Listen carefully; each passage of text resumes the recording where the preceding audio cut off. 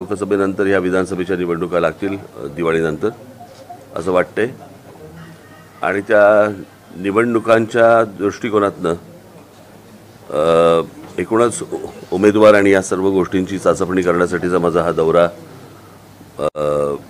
आहे। ज्याचा पहिला टप्पा मराठवाडा झाला पूर्ण, आता विदर्भाचा हा टप्पा माझा पूर्ण होईल, उद्या पूर्ण होईल तो। आणि त्याप्रमाणे मी काही ठिकाणी मी उमेदवार देखील जाहीर केले आणि अजून काही जसे जसे पुढच्या टप्प्यामध्ये एक वेगवेगळ्या ठिकाणचे उमेदवार मी जाहीर करत जाईन। त्याच्यामुळे आता नाव यू शूट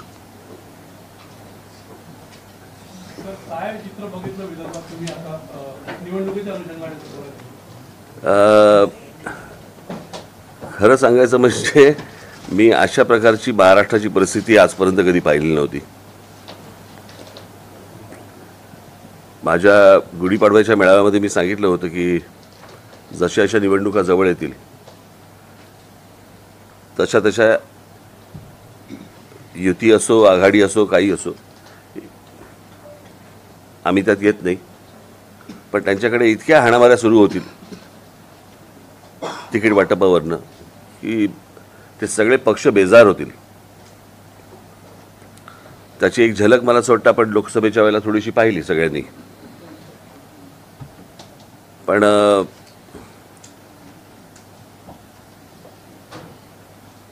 प्रत्येकालाच निवडणुकीला उभं राहायचंय असं एकूण चित्र त्यांच्याकडे दिसतंय। आणि आमच्यासाठी म्हणाल तर वातावरण खूप पोषक आहे। गेल्या 5 वर्षामध्ये साधारणपणे महाराष्ट्रामध्ये ज्या प्रकारचा राजकीय खेळ झाला त्या सगळ्या गोष्टीला लोक कंटाळलेले आहेत। म्हणजे मी तुम्हाला थोडंसं अजून विस्तृत पद्धतीने मी तुम्हाला सांगतो। म्हणजे लोकसभेच्या निवडणुका झाल्या, या लोकसभेच्या निवडणुका झाल्यानंतर मला असं वाटतं इथे पत्रकार फार कमी दिसतात मला या साईडला, नाही आहेत पण मेन स्ट्रीम काय असतं म्हणजे फ्रीलान्सर आहेत।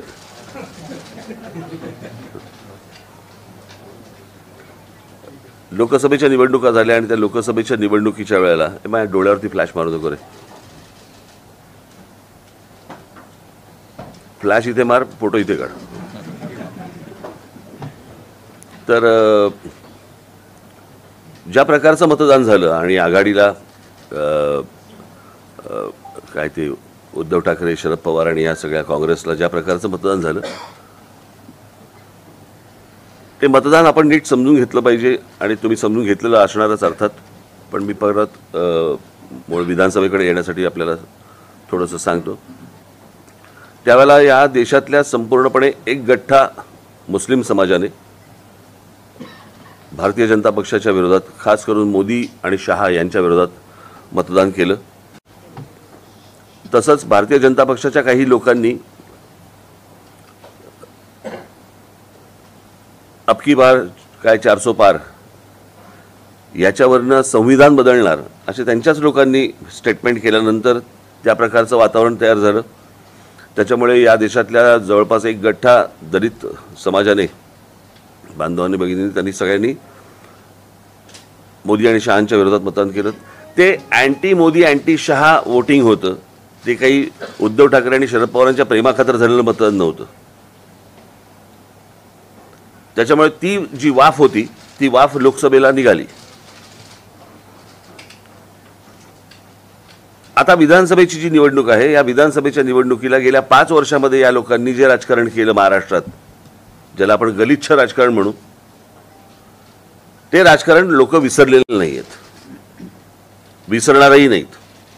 ज्याला आपण मतदारांशी प्रतारणा करणं म्हणतो आपण, ती प्रतारणा या महाराष्ट्रामध्ये झाली आणि ज्या प्रकारचा चिखल महाराष्ट्रामध्ये झाला तो मला नाही वाटत यापूर्वी कधी गेल्या 50-60 वर्षामध्ये महाराष्ट्रातल्या मतदारांनी कधी बघितला असेल किंवा विचार केला असेल की आपल्या महाराष्ट्रामध्ये अशा प्रकारची गोष्ट होऊ शकते। आणि त्याच्यामुळे मतदार ही गोष्ट विसरलेली नाही आहेत आणि त्या गोष्टींचा राग ते येणाऱ्या विधानसभेच्या निवडणुकीला निश्चित काढतील। हे मला ज्या मी फिरतोय, ऐकतोय, बघतोय, वाचतोय या सगळ्या गोष्टीतनं मला जे दिसतंय ते मी तुमच्यासमोर मांडलं। इतर पक्षांची काही लोक आपल्याकडे, मला माहिती तुम्हाला काय पाहिजे, हां आपण नंतर येऊ त्याच्यावर. पूर्वभावी महाराष्ट्राचा उलटा प्रवास सुरू झाला असं वाटतं का? निश्चित. कोणत्या घटनांमध्ये जी जास्त जाणवते? जातीयवाद. पहिली गोष्ट म्हणजे फोडाफोडीचं राजकारण, कळलं का? या सगळ्या गोष्टींना मी माझ्या जाहीर सभांमधून पण बोललो, या सगळ्या गोष्टींना कारणीभूत हे फक्त एकटे शरद पवार आहेत. कारण या शरद पवारांनी या गोष्टींची सुरुवात महाराष्ट्रामध्ये केली. म्हणजे जेव्हा पुलोत्स्थापन झालं तेव्हापासून जर समजा आपण बघितलं तर तेव्हापासून म्हणजे 78ला पुलोत्स्थापन होणं, 78ला सरकार येणं, बरोबर. त्याच्यानंतर ते 80ला गेले. पुन्हा आल्यानंतर त्यांनी 91ला शिवसेनेचे आमदार फोडले, छगन भुजबळ वगैरे. पुन्हा फोडाफोडीचं राजकारण केलं. त्याच्यानंतर परत मग मला असं वाटतं पुढचं कोण होतं, अनेक अशी लोक जे फोडत गेले. मग गणेश नाईक फोडले, मग नारायण राणे गेले. या सगळ्या गोष्टी, हे सगळं राजकारण शरद पवारांनी सुरू केलं महाराष्ट्रामध्ये. आणि त्याच्यानंतर जातीचं विष देखील त्यांनीच घालवलं. म्हणजे 99 साली ज्यावेळेला राष्ट्रवादी काँग्रेसचा ज्यावेळेला जन्म झाला, त्या जन्मानंतर जर समजा तुम्ही महाराष्ट्र बघा आणि त्याच्या अगोदरचा महाराष्ट्र बघा तुम्ही, कधी महापुरुषांची विभागणी कधी जातींमध्ये झाली नव्हती. कधी आमच्या संतांची विभागणी कधी आडनावांनी कधी ओळखली जात नव्हती. जातीमध्ये बघितलं जात नव्हतं. संत आपल्याकडे संत म्हणूनच बघितलं जायचं. या सगळ्या गोष्टी ज्या सुरू झाल्या ह्या राष्ट्रवादी काँग्रेसच्या जन्मानंतर सुरू झाल्या. आणि असा महाराष्ट्र हा ह्याच्या अगोदर कधीच नव्हता. त्याच्यामुळे हे जे जातीचं जे विष पसरवलं गेलं, हे मला असं वाटतं 99 सालापासून महाराष्ट्रामध्ये सुरुवात झाली या गोष्टींची. भारतीय जनता पक्ष त्यांच्या पावला बोट टाकतं वाटतं. कसं होतं, आता प्रत्येकाला राजकारण करायचं म्हटल्यानंतर हे चालतंय तर नाणं ते चालवून घ्या. पण मला असं वाटतं, मी दरवेळेला सांगत आलो की हे सर्वांनी मिळून बंद केलं पाहिजे. कारण हा विषय फक्त काय राजकारण विधानसभा लोकसभेपुरता नाही, हा घराघरात शिरलेला विषय. म्हणजे मध्यंतरी आपल्याच मार्फत मी कुठची एक क्लिप बघितली, त्याच्यामध्ये लहान लहान मुली सांगत होत्या की आम्ही काय ओबीसी समाजातले आहोत आणि मराठा समाजातल्या मुली आता आमच्या मैत्रिणी आमच्याशी बोलत नाहीत किंवा आम्ही त्यांच्याशी बोलत नाही, आम्ही घरी जाणं सोडून दिलं. हे असलं घाणेरडं वातावरण कधी महाराष्ट्रात नव्हतं. हे सगळं सुरू झालं तेव्हापासून.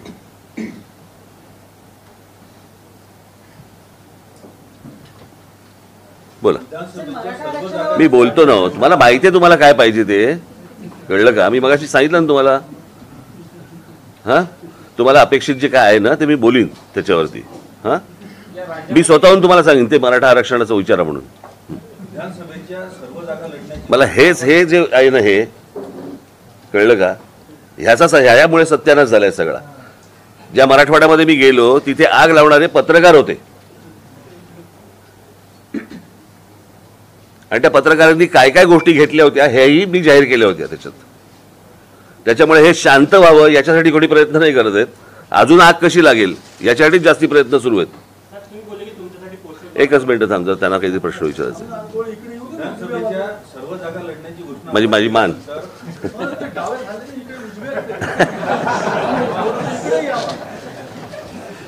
तरी तर काही पक्षांचे लोक आपल्याकडून लढण्यास उत्सुक आहेत का? आपल्याकडे अप्रोच झाले का? दुसरं, उद्धव ठाकरे, आदित्य ठाकरे यांच्या विरोधातही आपण उमेदवार देणार आहात? हे बघा, मी निवडणूक लढवणार आहे आणि मागच्या वेळेला एक वेळा ही गोष्ट जी केली त्या मतदारसंघामध्ये साधारणपणे आमची 37 ते 38 हजार मतं आहेत. कळलं का? एकदा ही गोष्ट झाली, वारंवार कशी होईल? तुम्हाला हा प्रश्न विचारायचा होता? मगापासून हा प्रश्न विचारायचा होता. दुसरा त्याला जोडून एक होता, नागपुरात आपण सगळ्या मतदारसंघात उमेदवार देणार आहात का? तर देवेंद्र फडणवीसांच्या मतदारसंघात पण देणार आहात का?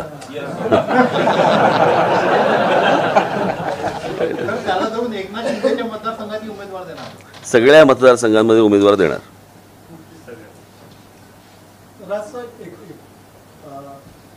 एक आव्हान तुम्ही याच्या आधी केलं, आता दरवेळेस अतिशय पोटतिडकीने आव्हान करता की माझ्या हाती सत्ता द्या, महाराष्ट्र सुटासारखा सरळ करेल. यापूर्वी पण तुम्ही हे आवाहन केलेलं आहे, पण तरी देखील तुमच्या हाती सत्ता देत नाही लोक. तर याच्यामागच्या कारणांचा काय? देतील ना. मला असं वाटतं 52 सालापासून भारतीय जनता पक्ष पण हेच बोलतोय. जेव्हा जनसंघ होता ना तेव्हापासून ते पण हेच सांगत होते. 2014ला आली हातात सत्ता. वेळ लागतो. तर ही लोकसभेची वाफ आहे, त्याचा फायदा होईल असं वाटतं तुम्हाला विधानसभेत? ती संपली ना, आता गेली ना हवेत. आता विषय विधानसभेचा आहे ना. हो, तर तुम्ही म्हटलं ना की लोकसभेची वाफ निघेल, आता विधानसभेत निघेल, याचा फायदा होईल का तुम्हाला? निघाली असं म्हणालो मी. मला बरोबर बोलतो ना मी. मी निघाली असं म्हणालो मी. साहेब, महायुतीला असं वाटतं की लाडकी बहीण योजनेचा त्यांना खूप फायदा होणार आहे. आपलं आकलन काय आहे याच्याबद्दल? लोक खूप हुशार आहेत. कळलं का? असे जर पैसे मिळत असतील तर नक्की घेतील. पण याचा अर्थ ते मतदान करतील असं होत नाही ना. म्हणजे मला अजूनही आठवतंय की त्या कोणीतरी मला सांगितलेलं, मी प्रत्यक्ष काय ते चित्र पाहिलेलं नाहीये, पण कोल्हापूरमध्ये म्हणे दरवाजावरती पिशवी लावली जाते आणि जेवढे मतदार असतात तेवढे पैसे ठेवले जातात. तर तिकडे 3-4 पिशव्या लागलेल्या असतात उमेदवारांच्या. आता कसं कळणार कोणी कोणाला मतदान केलं? तर त्याच्यामुळे महाराष्ट्रात बालिकांवर अत्याचारचे प्रकार वाढलेले आहेत, त्या संदर्भात मला हा विषय बोलायचाच होता. मला समजलं नाही. आता ती बदलापूरची जी घटना आहे, आमच्या पक्षातल्या महिला सेनेने ती घटना बाहेर उघड केली आणि बाहेर आली. पण ती एक घटना आपल्याकडे झाल्यानंतर त्याच्यानंतर फटाक्याची माळ कशी काय लागते हे मला अजूनपर्यंत कळलेलं नाही. आणि खरं बघायला गेलं तर तुमच्यासाठीची ही रोजची बातमी असायला पाहिजे. म्हणून मी आता एक काही आकडेवारी आणली, वाचून दाखवू.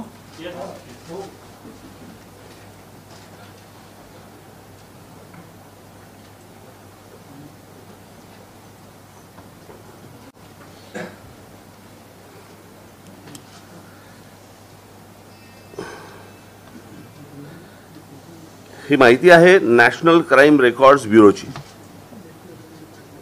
ओके.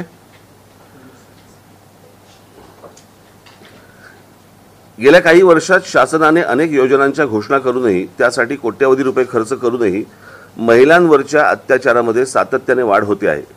देशात मी हे तुम्हाला सांगतो. आता हे 26 तारीख काय 26 तारीख ना, आता भारत बंद करणार होते ना.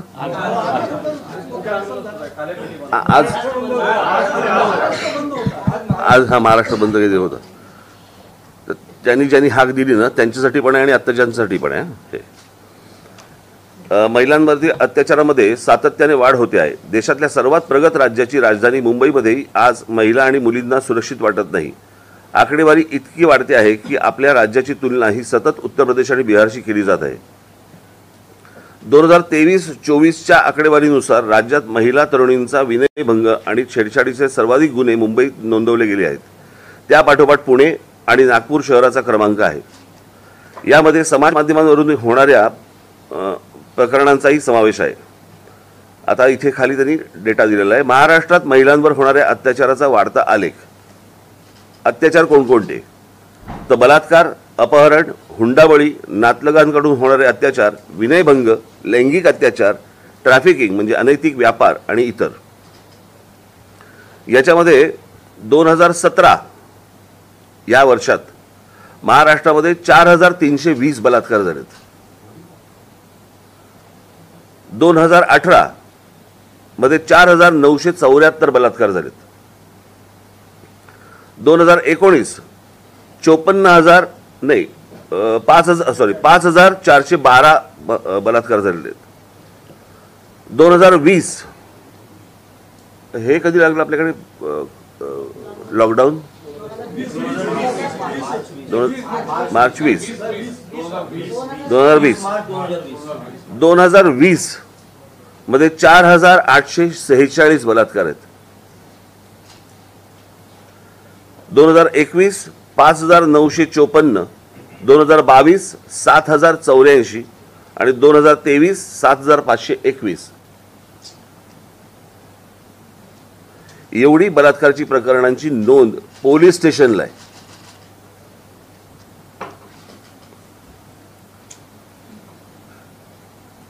एक खालची आकडेवारी तुम्हाला पाहिजे असेल मी तुम्हाला देतो मी सगळ्यांना, तुम्ही द्या पुढे.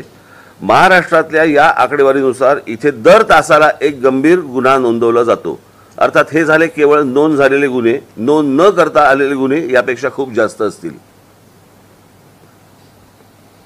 नॅशनल क्राईम रेकॉर्डच्या ब्युरोच्या नुसार 2022च्या नुसार आकडेवारीनुसार महाराष्ट्रात उत्तर प्रदेशच्या खालोखाल महिलांवरील अत्याचाराची प्रकरणे समोर आली आहेत.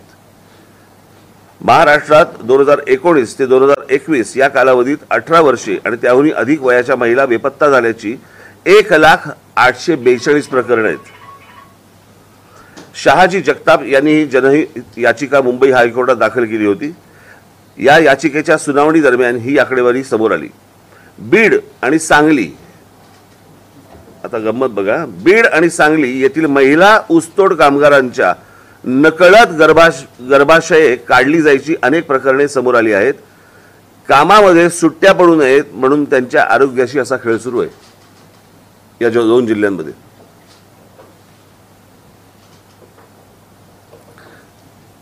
आत्ता मला असं वाटतं की तुम्ही हे आज जे रोज एक प्रकरण येते तर रोज काय तासाला यायला पाहिजे ना. म्हणजे महाराष्ट्रामध्ये प्रत्येक पोलीस स्टेशनला किती अशा प्रकारचे गुन्हे दाखल होत आहेत.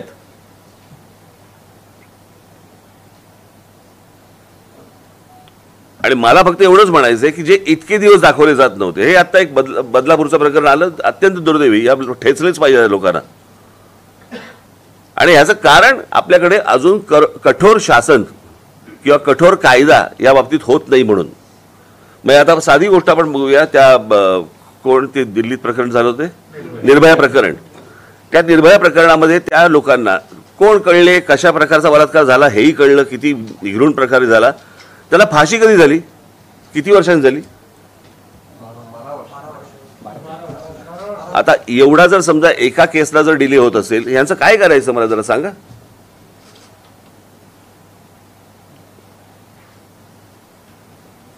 प्रश्न असा आहे ना की ह्या सगळ्या गोष्टी जे आज बंद पुकारला होता ना ज्यांनी, त्यांच्याही काळात आहेत, बरोबर की नाही, आणि आजही आहेत. माझं फक्त एवढंच म्हणणं आहे, आता जे रोजच्या रोज वर्तमानपत्रामध्ये जे सुरू आहे, आज इथे झाला, आज इथे झाला, आज इथे झाला, काही राजकारण आहे का त्याच्या मागे? येणाऱ्या निवडणुका आहेत का त्याच्या मागे? आपल्याला विषय काय संपवायचा आहे, ही गोष्ट होता कामा नये महाराष्ट्रामध्ये, हा विषय आपला महत्वाचा आहे ना. निवडणुका आल्या, आता सरकारला बदनाम करा या दृष्टिकोनात, मग ह्यांच्याही सरकारच्या काळामध्ये होतच की. लॉकडाऊनच्या काळामध्ये उद्धव ठाकरेंचं सरकार होतं, त्याही काळामधला आकडा तुम्ही तुम्हाला दिला, त्याचं काय करणार. अर्थात ते आताच बंद असल्यामुळे त्यांनी बाहेर बंद टाकला नाही. यावर अंकुश लावणे आणि काय सुचवलं? काही सरकारला कायदा करायला लागेल त्याबद्दलचा. कायदा जो होता तो अजूनपर्यंत म्हणजे पुढे यायला आला नाहीये. काय उपाययोजना काय उपाययोजना म्हणजे ह्या केंद्राने केल्या पाहिजेत ना तातडीने. केंद्रातच ते अडकून पडलंय, पण ते केंद्र का असं काल तुम्ही बोलले होते भाषणामध्ये की राज्यामध्ये कायदा नाही, पण माझ्या हातात सत्ता द्या तर मी सगळं साफ करून दाखवेल. तर नेमकं कशा प्रकारे मला सांगा, साधी गोष्ट आहे ना, जर त्या गोष्टी आता एका महिला कॉन्स्टेबलने ती तक्रार नोंदवून घेतली नाही, बरोबर आहे, काय कारवाई झाली, पुढे काय होणार आहे त्याचं, पोलिसांना कोणत्या प्रकारच्या इन्स्ट्रक्शन्स दिल्या गेलेल्या आहेत. मी आता समजा तुमच्यासमोर ही आकडेवारी वाचली. माझं फक्त एवढंच म्हणणं आहे की पोलीस ज्या वेळेला इनिशिएटिव्ह घेतात, त्याच्यानंतर ज्यावेळेला तुमचे दबाव येतात आणि तुम्ही ज्यावेळेला सांगता की नाही इथे काही करू नको.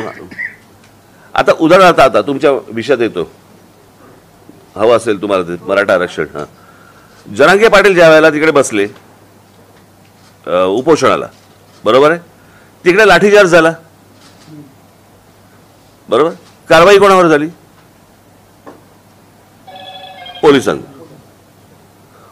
पोलिसांना सुचलं लाठीचार्ज करावा.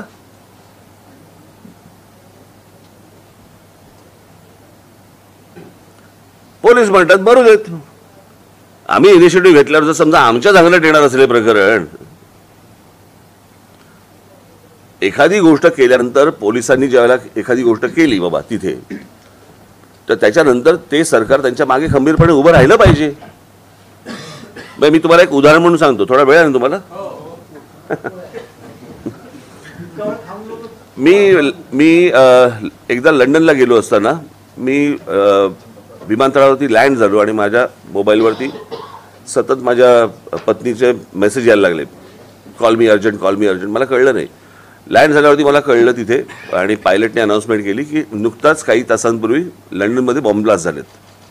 तो बसचा झाला होता माहिती तुम्हाला? बसमध्ये ब्लास्ट झाला होता आणि टनेल काही त्यांच्या ट्यूबमध्ये झाला होता. ते करताना पोलिसांचं यंत्रणा सुरू झाली तिकडे आणि त्यांनी सर्च सुरू केला. त्याच्यात एक निरपराध माणूस पोलिसांकडनं चुकून मारला गेला.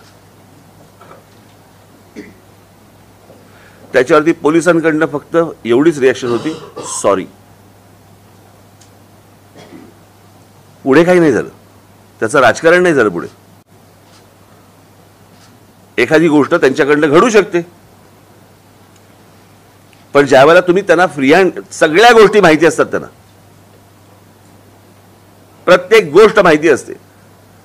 म्हणजे इथे आजपर्यंत महाराष्ट्रामध्ये काय किंवा देशामध्ये जो कोणी गृहमंत्री आलाय त्याला शून्य माहिती असते कुठे काय चाललंय आणि कुठे काय होतंय ते. पण पोलिसांना या सगळ्या गोष्टी माहिती असतात. सरकारने इनिशिएटिव्ह घेऊन जर समजा त्यांना पुढे सांगितलं की करा, म्हणजे तुम्ही जे मगाशी म्हटलात ना माझ्या बाबतीत, करा सांगितलं, साफ करून ठेवतील सगळं. इतकी म्हणजे मुंबई महाराष्ट्र पोलिसांमध्ये ताकद आहे. आपण त्यांना जर समजा त्यांच्या पायात बेड्या घातल्या आणि सांगितलं की आता धावा म्हणून, कसे धावतील? सध्याच्या सरकारमध्ये ते होत आहे. सध्या कशाला पाहिजे? गेल्या सगळ्याच सरकारांमध्ये झालं ना ते. बोला कोणाचं काय करायचं? हे घेऊन बसलेत ते आपल्या. काय करायचं त्यांचं? काय करायचं त्यांचं? आंदोलन जे करतात ते त्यांचा सपोर्ट मिळणार का मराठा आरक्षणावर? कोणाला सपोर्ट मिळणार? आपल्या युतीला, आपल्या मनसेला त्यांचा सपोर्ट मिळेल. काय म्हणून देतील ते? माझ्या संकल्पना सगळ्या वेगळ्या आहेत या बाबतीतल्या, ज्या माझ्या मांडून झालेल्या आहेत आणि त्या मी पब्लिकली मांडल्या आहेत, प्रेस कॉन्फरन्स घेऊन मांडलेल्या आहेत. त्या मला असं वाटतं तुमच्यापर्यंत आल्या असतील. वातावरण आहे, तुम्हाला वाटतं की मनसेची त्या लेवलला बांधणी आहे किंवा काही भागामध्ये आपल्याला गरज आहे आणखी मजबूत बांधणी करण्याची? आहेच ना, सगळेच जण हळूहळू पसरतात. अनेक भागांमध्ये महाराष्ट्र. नाही रे बाबा, मला हिंदी माझं, अरे नाही रे बाबा, नको. तुम्ही नेहमीच म्हटलंय की फ्री वाटपचं राजकारण तुम्ही करत नाही. मागच्या वेळी तुम्ही नागपूर तुम्ही म्हटलं की फ्री वीज, फ्री हे ते तुम्हाला पटत नाही, कमी दरात द्या पण फ्री नको द्या तुम्ही म्हटलं. माझा प्रश्न असेल की आता लाडकी बहीण म्हणजे असे बरेच स्कीम चालले, जर तुमच्या हातात सत्ता आली तर तुमचा काय? नाही, मला असं वाटतं तुम्ही लोकांना अशा प्रकारे ढिले करून चालणार नाही. लोकांना कामाला लावा ना. लोक कामं मागतायत ना, फुकटचे पैसे नाही मागत आहेत. शेतकरी फुकटची वीज नाही मागत आहे, त्या विजेमध्ये खंड नको एवढंच तो मागतोय.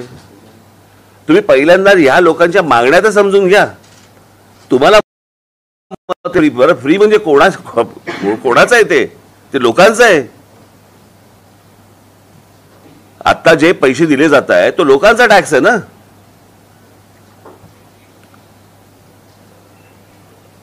असं कसं करून चालेल तुम्हाला? मी त्या दिवशी म्हटलं ना की महाराष्ट्रामध्ये असंख्य जॉब्स आहेत, महाराष्ट्राच्या शहरांमध्ये आहेत असंख्य जॉब्स आहेत. महाराष्ट्रातली पोरं करू इच्छितात, त्यांच्यापर्यंत पोहोचत नाही. बाहेरच्या राज्यात कळतं की आमच्याकडे टॅक्सी आणि रिक्षांची परवाने दिली जात आहेत आणि महाराष्ट्रात कळत नाही. ही कुठची पद्धत? फायनान्शियली धोकादायक आहे महाराष्ट्रासाठी. म्हणजे ते कोणाहीसाठी धोकादायक आहे ते. लाडकी बहीण जी आली ते मध्य प्रदेशचं मॉडेल डोळ्यात पुढे ठेवून आली आहे. तिथे यश मिळालं तर त्याच धर्तीवर इथे पण मिळेल असं ठाकरे केलं जात आहे. नाही बघा, त्या सगळ्या गोष्टींचं त्याला एकच कारण नसतं.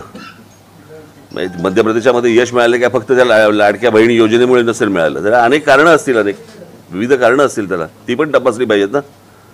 ते सगळं यश आणायचं आणि एका योजनेवर टाकायचं असं थोडी असतं. तुम्ही जे म्हणलं की आता लहान मुलांमध्ये तुमचा विचारून झाले तर एकदा. महाराष्ट्र महाराष्ट्रामध्ये युती शासन गेल्यानंतर विलासराव देशमुख ज्यावेळेस पहिल्यांदा मुख्यमंत्री झाले होते त्या निवडणुकीच्या आधी त्यांनी मोफत विजेचं खिरापत वाटली होती आणि त्याचा परिणाम असा झाला की महाराष्ट्र जवळपास 7 ते 8 वर्ष लॉकडाऊनच्या लोड शेडिंगच्या याच्यात गुरफटला होता. आता हे जे 1500 रुपये लाडके नाही, पण मला असं वाटतंय की आता हा पहिला महिना जाईल, कळलं का? दुसरा महिना एखादा कदाचित जाईल. पैसे कुठे सरकारकडे?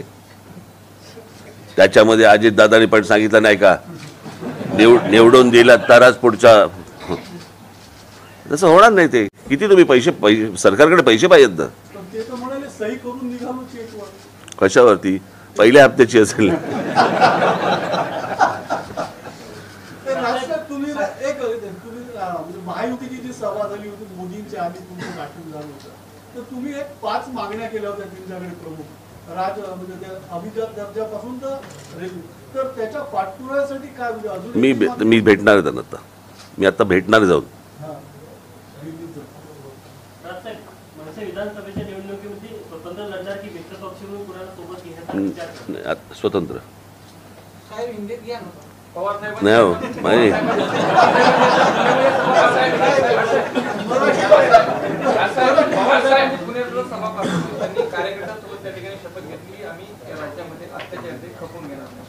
कशाचे?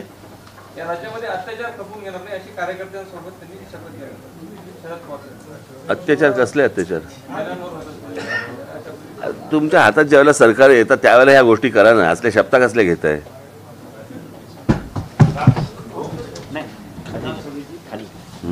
आपण म्हणाले की आता सध्या महायुती असो महाविकास आघाडी ते तुमचे संपले असेल तर गप्पा तरी मारा रे. प्रश्न चिखल झालाय म्हटलं, पण या चिखलातून बाहेर पडून काही उमेदवार आले ते आपल्या पक्षाकडे आले तर आपण त्यांना संधी देणार आहात? इच्छा आहे? नाही, माझी नाही.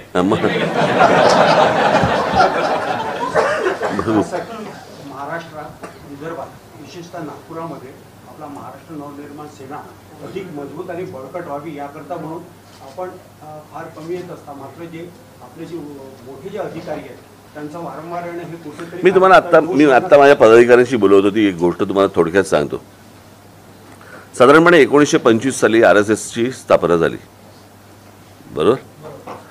52 साली जनसंघ स्थापन झाला. परंतु या विदर्भामध्ये किंवा बाकी महाराष्ट्रामध्ये अख्ख्या काँग्रेस एक काँग्रेसच होती ना. नागपुरात हेडक्वार्टर आहे. त्या नागपुरामध्ये भारतीय जनता पक्षाला जम बसवायला किती वर्ष गेली हो? तुम्ही कधीतरी राजकीय पक्षांचं अनालिसिस करून माझ्याशी बोलणार आहात की नाही बोलणार आहात? तुम्ही वारंवार यावं अशी इच्छा आहे त्याच्यात. तुम्ही वारंवार यावं, भेटत राहावं अशी इच्छा आहे. मग मला हे प्रश्न विचारू नका ना फालतू. त्याला काय अर्थ नाही ना. मी येत जाईन, भेटत जाईन, आपण खायला जाऊ, बाहेर जेवायला जाऊ. कालच मी वडापाव खाल्ला ना. कालच खाल्लाय. हा, लोकांना महाराष्ट्र नवनिर्माण सेनेतर्फे खूप अपेक्षा आहे इतर पक्षांच्या तुलनेत. आणि त्यांना करा मतदान. माझ्याकडे फक्त अपेक्षा ठेवा. जेव्हा तुम्ही तिकीटचं वाटप करणार काय तुम्ही मनात त्याचं ठेवलं की महिलांना आपण तिकीट द्यावं असं तुमचं काही असं आहे का? नाही, असं काही नाहीये. असं काही नाहीये. पण महिलांना जास्तीत जास्त जागा जिथे असेल ना, निवडून येण्यासारखं असेल तिकडे ह्या निश्चित गोष्टी करू. म्हणजे त्याचा काय प्रश्नच येतो. हां, 288 ज्या सीट्स आहेत विधानसभेच्या सगळं सुरू आहे अभ्यास केल्यापैकी किती सीट्स तुम्ही लढणार? आणि बघा मी तुम्हाला सांगतो 2009 साली आम्ही जवळपास 230 ते 240 जागा आम्ही लढवल्या होत्या. आणि 2009ला साधारणपणे यावेळेलाही आम्ही साधारणपणे 250 च्या आसपास आम्ही जागा लढवू. 200 सव्वा 200च्या आसपास. तुम्ही असं म्हणाले की काही ठिकाणी तुम्हाला स्ट्रेंथ जाणवतात आहे, तर अशा किती जागा असतील की जिथे तुम्हाला म्हणजे यू आर फुल कॉन्फिडंट? आत्ताच सांगू? सगळ्यांसमोर पेपर उघडा करू आता? असं थोडी राजकारण असतं.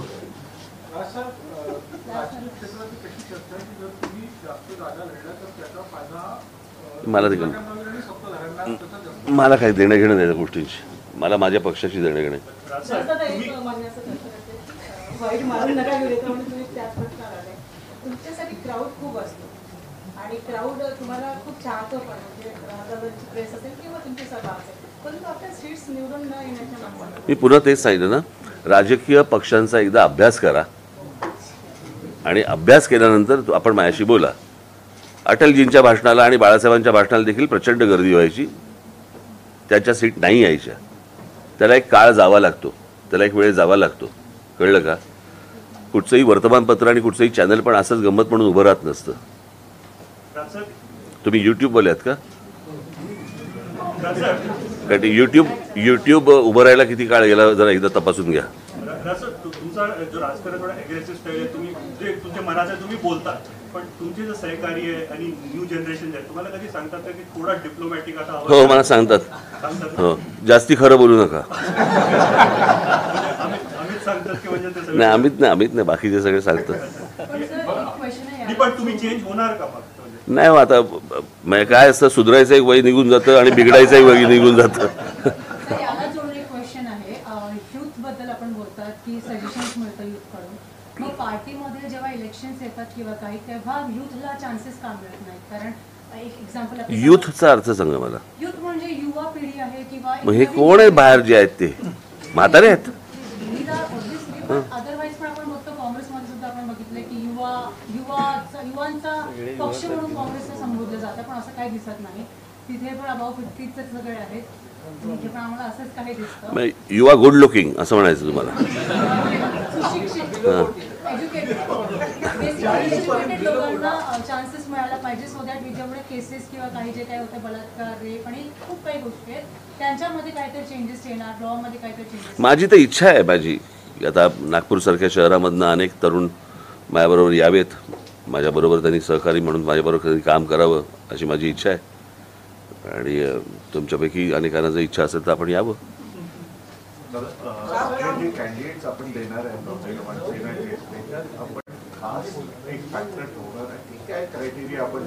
मी तुम्हाला एक गोष्ट सांगतो. आमच्या सगळ्या जिल्ह्यांमध्ये आम्ही आमचे पक्षाचे टीम्स पाठवलेले आहेत आणि ते ह्या गोष्टींचा ॲनालिसिस करून माझ्यासमोर आणले. कळलं का? कारण महाराष्ट्रभरची सर्वे केली टीम पाठवली आहे, त्याचं काय असेसमेंट आहे आता पक्षाजवळ? जागा उघडपणे सांगू उघडपणे सांगा. मला एकदा तुमच्या ना चॅनलची जेव्हा तुमची मीटिंग असते ना, ह्याला काढायचं ह्याला घ्यायचं वगैरे, मला एकदा बसवाल?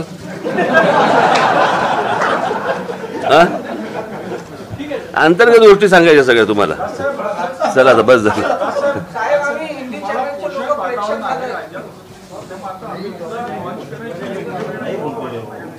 बघू, करू. तुम्ही घरामध्ये नाव लावू नका हो माझ्या.